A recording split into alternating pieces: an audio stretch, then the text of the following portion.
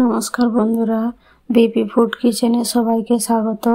আজ আমি একটা মটরের নতুন রেসিপি নিয়ে এসেছি, তো পুরো ভিডিওটা দেখতে থাকুন। এখানে আমি একটা তাওয়া বসিয়ে তাতে দিয়ে দিচ্ছি সামান্য পরিমাণে সরষের তেল।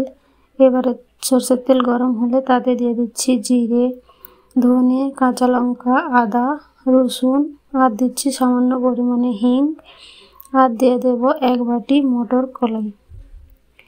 এগুলোকে সব ভালো করে কিন্তু মিক্স করে নেড়ে চেড়ে এবারে আমি এগুলোকে নরম হওয়া পর্যন্ত একটু ভেজে নেব।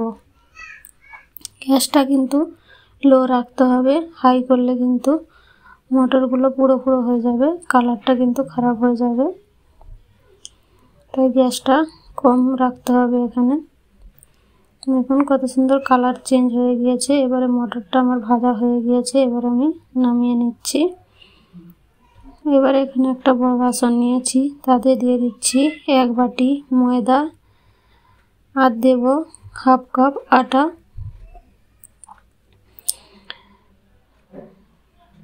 এবারে দিয়ে দেবো আমি সামান্য পরিমাণে লবণ, আর দিচ্ছি এখানে সাদা তেল। সাদা তেলটা কিন্তু ময়ানের জন্য দিচ্ছি। ভালো করে মাখতে হবে কিন্তু ময়ানটা যত ভালো মাখা হবে ততই নাস্তাটা কিন্তু খুব ভালো হবে। ময়ানটা ভালো করে দিয়ে দিতে হবে। দেখুন কত সুন্দর ভিজে হয়ে গেছে, এইভাবেই কিন্তু ময়ানটা দিতে হবে। এবারে দিয়ে দেবো আমি সামান্য পরিমাণে জল দিয়ে মাখিয়ে নেব। এবারে খুব শক্তও না, খুব নরমও না, মিডিয়াম টাইপের আটাটা কিন্তু মেখে নিতে হবে। দেখুন এবারে এখানে একটা মিক্সির জার নিয়েছি, যে মটর কলাইগুলো ভেজে রেখেছিলাম সব সেগুলো কিন্তু একসঙ্গে মিক্সির জারে দিয়ে দেব। এগুলোকে আমি পিষে নেব, খুব একটা পিষবো না, একটু ভাঙা করেই রেখে দেব, একবারে পেস্ট বানিয়ে নেব না। দেখুন আমার পেস্ট করা হয়ে গিয়েছে, খুলে দেখাচ্ছি আপনাদের। দেখুন এইভাবে একটু গোটা থাকবে, এরকম কিন্তু মেখে নিতে। এইভাবে কিন্তু আমি পিষে নিয়েছি। একেবারে পিষলে হবে না, একটু করে চালাতে হবে, একটু করে বন্ধ করে দিতে হবে। এইভাবে কিন্তু পিষে নিতে হবে, একবারে চালিয়ে দিলে কিন্তু একবারে পেস্ট বেনে যাবে। সবগুলো আমার পাত্রে নেওয়া হয়ে গিয়েছে। এবার আমি দিয়ে দিচ্ছি সামান্য পরিমাণে লবণ, আর দিচ্ছি এখানে আমচুর পাউডার না থাকলে কিন্তু দেওয়ার কোনো দরকার নেই। এবারে দিয়ে দিচ্ছি এখানে ছোলা, ভেজে রাখা ছোলাকে আমি এখানে একটু ভাঙা করে পিষে নিয়েছি, সেগুলো দিয়ে দিচ্ছি আমি এখানে 4 চামচ দিয়েছি। এগুলোকে ভালো করে এবারে মেখে নেব। দিচ্ছি এখানে সামান্য পরিমাণে লঙ্কার গুঁড়ো, আপনারা চাইলে দেবেন, না চাইলে না দেবেন। এবারে সবগুলোকে ভালো করে আমি মেখে নিচ্ছি।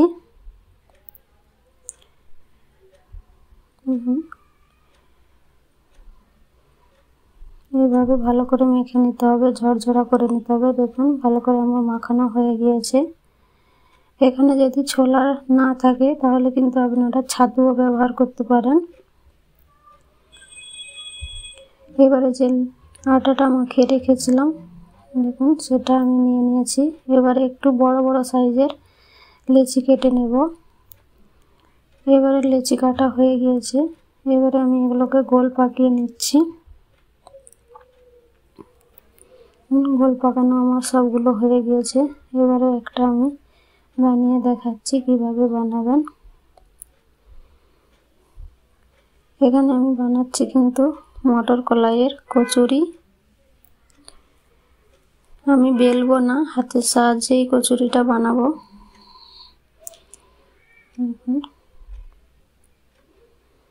এইভাবে হাতের সাহায্যে কিন্তু যেমন পুর পিঠার খুলি করে সেইভাবে কিন্তু একটা গর্ত করে নিয়ে পুরটা দিয়ে এইভাবে হাতের সাহায্যে ঘুরিয়ে মুখটা বন্ধ করে দিতে হবে।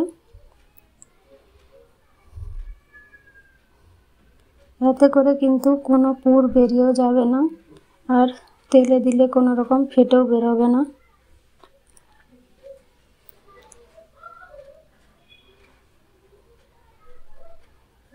কত সুন্দর হয়ে গিয়েছে। এতে পুর ভরা হয়েছে বলে কোনো বোঝাই যাচ্ছে না। আরেকটা দেখাচ্ছি এখানে। এইভাবে একটু বড় সাইজের গর্ত করে নিতে হবে। এতে কিন্তু যতই পুর ভরুন না কেন কোনো রকম ফেটে বেরোবে না। দেখুন কত সুন্দর।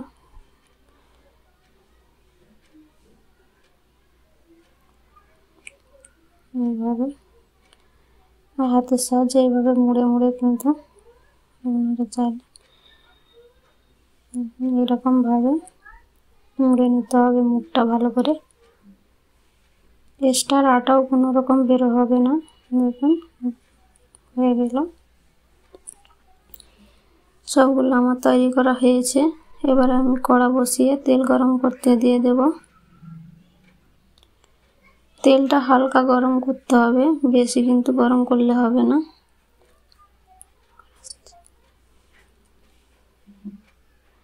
এবারে হাতের সাহায্যে এইভাবে এরকম করে বানিয়ে নিতে হবে। আপনারা চাইলে বেলেও নিতে পারেন। আমি হাতের সাহায্যেই এরকম ভাবে বানিয়ে নিচ্ছি।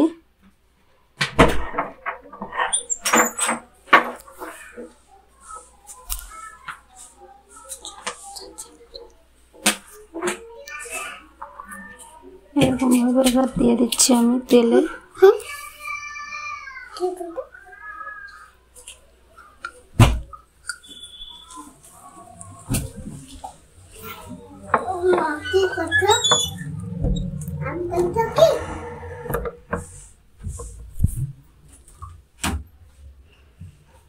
এইভাবে সবগুলো আমি বানিয়ে নেব। কত সুন্দর হয়ে যাচ্ছে হাতে করে সাহায্যে। এতে কিন্তু পুর বেরোবেও না, আর কোনো কিছু হবেও না। দেখুন এইভাবে চ্যাপটা করে একটু হাতের সাহায্যে বানিয়ে নিতে পারেন, কোনো বেলনা ছাড়াই। এবারে আমি দিয়ে দেব একে একে করে তেলটা কিন্তু খুব গরম হয়নি। দেখুন একেবারেই যখন দেখবেন যে একটু একটু বাবলস আসছে তাহলে কিন্তু হয়ে যাবে।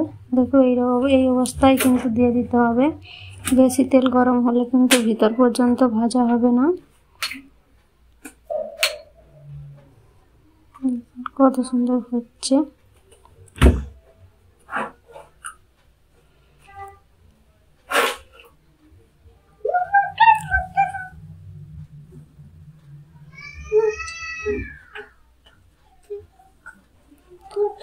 কত সুন্দর ফুলে গিয়েছে সবগুলো।